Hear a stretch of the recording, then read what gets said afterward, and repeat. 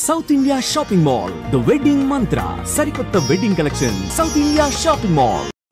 నమస్కారం గురుగారు. నమస్కారం. గురుగారు, మనం దీపారాధన చేసేటప్పుడు నూనెతో చేసిన దీపారాధన కన్నా నెయ్యితో చేసిన దీపారాధనకి ఎక్కువ ఫలితం ఉంటుంది అని చెప్తుంటారు. అయితే ప్రత్యేకించి మనం ఆలయాలకు వెళ్ళినప్పుడు నెయ్యితో దీపారాధన చేయాలంటే గర్భాలయంలో చేస్తే బాగుంటుందా, ధ్వజస్తంభం దగ్గర చేస్తే బాగుంటుందా? చాలా చక్కని ప్రశ్న వేశారమ్మా.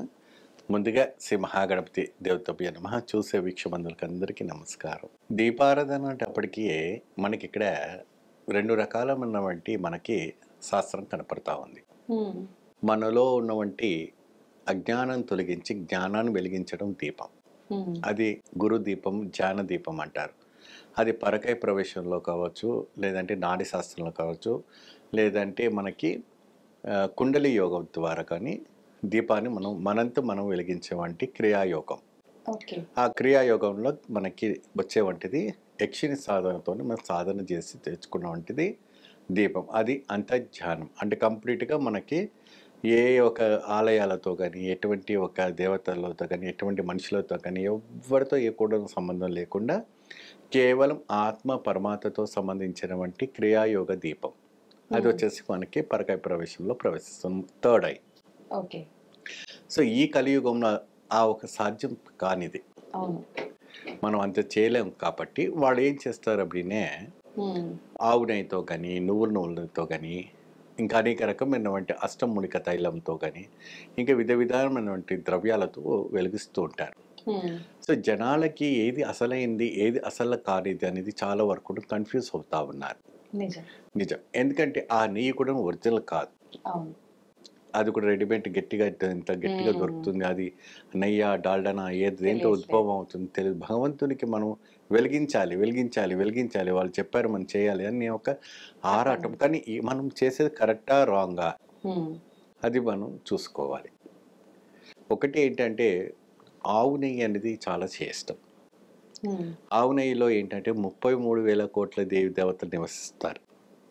సో ఈ దీపాన్ని గజస్తంభం దగ్గర వెలిగిస్తే బాగుంటుందా, గర్భాలయం దగ్గరికి వెలిగిస్తే బాగుంటుందా?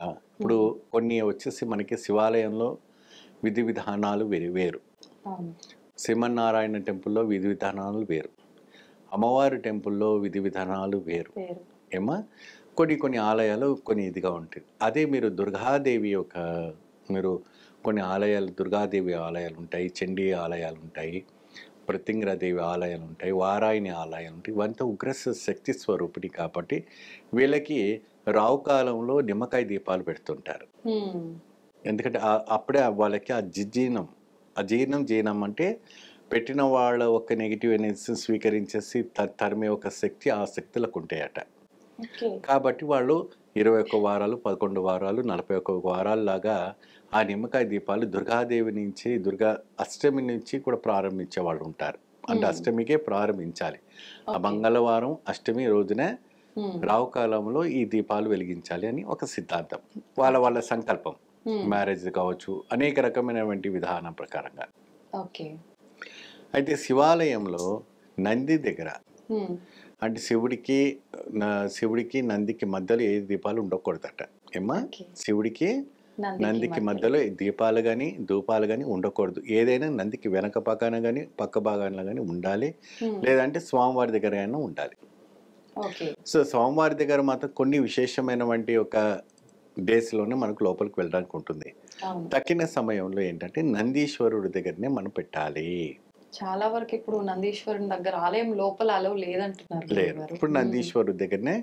ఎందుకంటే ప్రతి విషయం కూడా నందీశ్వరుడు స్వామివారికి సమర్పిస్తారు. కాబట్టి మీకు తమిళనాడు ఈరోజు ప్రదోషం, చాలా విశేషమైనటువంటి అభిషేకాలు, బ్రహ్మాండమైన డ్రమ్ము పాలు, పెరుగు, తేనె, నెయ్యితోనే అవిశేషంగా తిరువణామలలో కావచ్చు, మళ్ళీ అరుణాచలేశ్వరంలో కావచ్చు, మహాకోవిల్ తంజావూరులో కావచ్చు, తమిళనాడులో చాలా విశేషంగా ప్రదోష పూజ చేస్తుంటారు.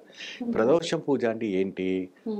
ఉమామహేశ్వరులు శ్వేతమైనటువంటి నంది, తెల్ల నందిని వృషభం పైన కూర్చొని ఈ భూమండలం అంతా కూడా ఆయన తిరుగుతాడట. ఆ సమయంలో ఆ ప్రదోషం అంటే పౌర్ణమికి వచ్చే 3 రోజుల ముందు ప్రదోషం అంటారు, అమావాస్యకు వచ్చే 3 రోజుల ముందు ప్రదోష కాలం అంటారు. ఎప్పుడు కూడా నెలకి 2 సార్లు వస్తూ ఉంటుంది. ఆ ప్రదోష కాలాన్న ఎవరైనా కూడా భక్తులు ఎవరైనా కూడా వెళ్ళి నందికి అభిషేకం చేసిన, నంది దగ్గర ఆవు నెయ్యి దీపం పెట్టినా విశేషమైనటువంటి ఫలితాలు లభిస్తాయి. ఓకే. చాలా అద్భుత ఫలితం. నంది అంటే అక్కడ శివుడికి చేసేది తక్కువ, నందికే చేస్తారు. ఆ సాయంత్రం ఈవినింగ్ 5 to 6 ఆ గంట సేపు మాత్రం ప్రదోషకాల నందికి గంధంతో కానీ, సుగంధ పరిమళ గంధముతో కానీ అనేక రకమైనటువంటి ద్రవ్యాలతో స్వామివారికి చేస్తారు. ఆ నంది దగ్గర ప్రత్యేకంగా మీరు కోరినట్టుగా, మీరు అనుకున్న విధానమైనటువంటి పదార్థముతో ఏది ఊరికే రాదు. కష్టపడింది ఏది ఊరికే రాదు. కానీ ఆ నందీశ్వరుడి దగ్గర వెళ్ళి మీ యొక్క కోరిక ఏదైతే ఉందో ఆయన చెవులు చెప్పి ఆ నెయ్యి దీపం వెలిగించి రావటం వల్ల విశేషమైనటువంటి ఫలితం లభిస్తుంది. మహాపరాశక్తి, ఉగ్రశక్తులు, మన తర్వాత ప్రతింగర దేవి ఉగ్రదేవతలకంతా కూడా మంగళవారం నాడు రావుకాలంలో చేయవలసినటువంటి నిమ్మకాయ దీపారాధన చేయాలి. నిజంగా నెయ్యి దీపం అనేసరికి చాలా మందికి అసలు నెయ్యి దీపం విశిష్టత చాలా ఉంటుంది. అవునమ్మా. ఏ రకంగా వెలిగించాలి ఏంటి అనే సందేహం చాలా మందిలో ఉంటుంది గురుగారు. అయితే ఈ వత్తులు వేసే విధానం కూడా ఏమైనా పాటించాల్సి ఉంటుందా గురుగారు? వత్తుల్లో వచ్చేసి మనకి ఇప్పుడు 10 మంది 10 రకాలు చెప్పి దాన్ని ఒక రకంగా మార్చారు. అసలు ఏ వత్తి ఏది చెప్పాలి జనాలకు అర్థం అవట్లేదు. మామూలుగా మన కాటన్ వత్తి ఉంటేనే సరిపోతుందమ్మా. పంటలో పండే వత్తి కాటన్ వత్తి ఉంటుంది కదా, దూది వత్తులు గింజలతో ఉంటుంది. ఆ గింజలు తీసేసి దాదాపుగా మనమే తయారు చేసి వెలిగిస్తే చాలా మంచిది. థ్యాంక్ యూ గురుగారు. నమస్కారం.